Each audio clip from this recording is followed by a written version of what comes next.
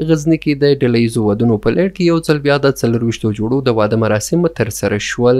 دغه مراسمو تنظیمونکي وایي چې موخه یې د دغه واده څخه د بېځایه لګښتونو مخنیوی او د بېځایه دودونو له منځه وړل دي. اکثر از همین رسم و رواج‌های بسیار ناپسند و اسراف و تبذیر گزاف زمینه حتی طلاق و جدایی زندگی دو تا جوان آماده میکنه، شیرازه زندگیشون از بین میبره، حتی نمیتونه عروسی کنه، در همون نامزادی فسخ میشه.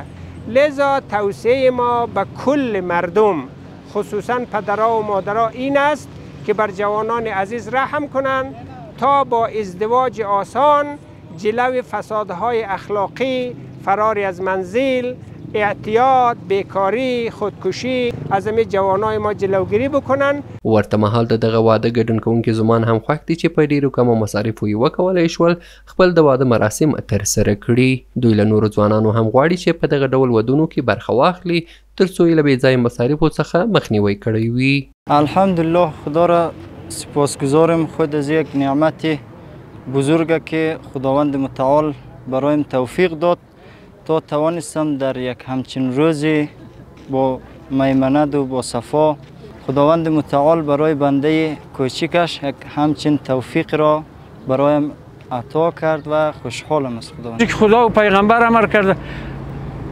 مصرف بیجا اسراف بیجا خودش گناه خودش حرام است. تو به یک هفته وضو کنی بهتره یا در نیم بیله را وضو کنی، این اسراف شد. نه، ما پدرها کسایی که در اجتماع بزرگ شده میدانه باید سرمشق دیگران شیم که دیگران از ما بیاموزه، از مصرف های کذاف دست برداریم، چون وقتی که عروسی میشه عروس میره داماد قرضدار نشه، دست کل مردم در گریبانش نشه، اینمی محفل ها رو تعقیب کنه، کل اشتراک کنه. تر دې وړاندې هم په غزني ولایت کې د 26 جوړو ډلهییز واده ترسره شوی و چې د خلکو له تود هرکلي سره مخ شو.